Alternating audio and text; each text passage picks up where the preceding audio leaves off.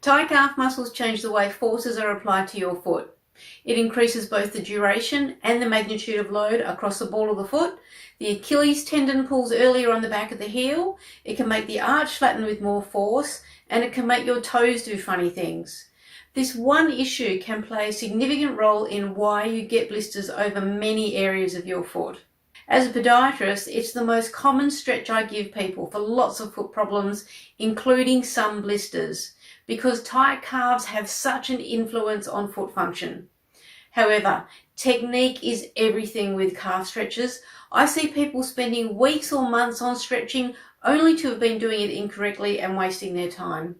So, to help you get your technique right, as one does, I went searching on YouTube for a great video that demonstrated great technique.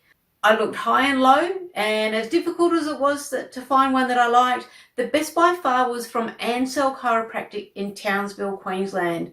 I'm going to put the direct link to that video in the description below. Let me show you the elements of great calf stretching technique that are demonstrated so well in this video. Plus, one vital element that isn't so visible here, which is to do with foot position, and it's very important. Okay, we're going to face the wall, step forward and place both hands on the wall and lean your hips towards the wall. You'll notice the knee is locked right back, so the back leg is completely straight. The heel is firmly planted on the floor and the arms are straight. Why are these things important? Well, it's important to lock your knee back because if you let it bend, you're no longer stretching the gastrocnemius muscle. It's important to keep the heel on the floor because if you lift it up, you're simply not stretching anything anymore. And it's important to keep your arms straight because I see a lot of people bending at the elbows to lean in further, and it tricks them into thinking they're stretching their calf more, when in fact it's making no difference whatsoever to the stretch in the calf. So focus on just leaning your hips forward. Now, I don't know if you've noticed this, but we really don't get a good look at the feet in this video.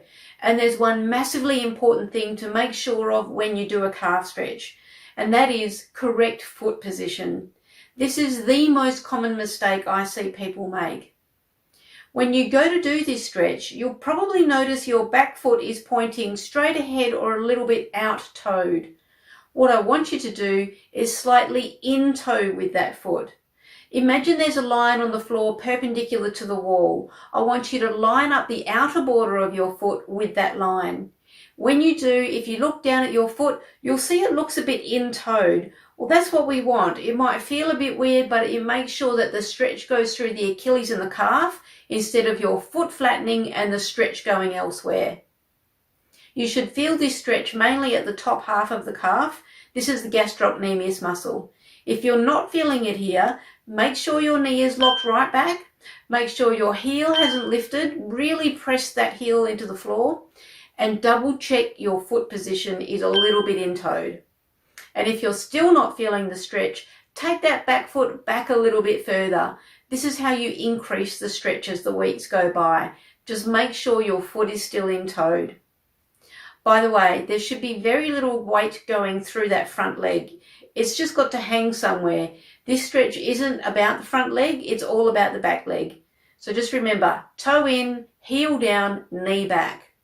Hold the stretch for at least 30 seconds. 60 seconds is even better. No bouncing, just hold it nice and still. And if you feel it give a little bit as it relaxes into the stretch, just lean in a bit further to maintain that same tension. From here, we're going to target the other main muscle in the calf that shares the Achilles tendon, the soleus muscle. We do this by bending that back knee now instead of locking it back. You should feel this stretch more in the lower half of your leg. If you're not feeling it there, bend your knee more and make sure you keep your heel planted firmly on the floor. Don't let it lift up. And hold for at least 30 seconds. That's all there is to it. I get people to do these stretches 3 times on each leg, 3 times a day, plus after exercise for 8 weeks.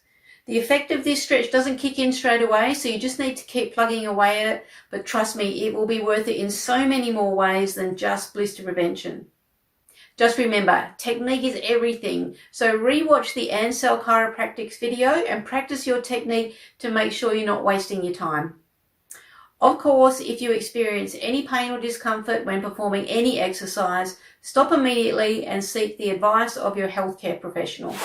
If you've got tight calves and if you're having trouble with blisters under the ball of your foot or the back of the heel especially, make a start on these stretches.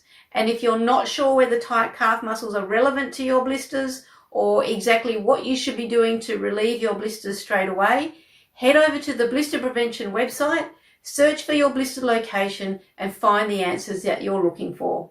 Thanks for watching.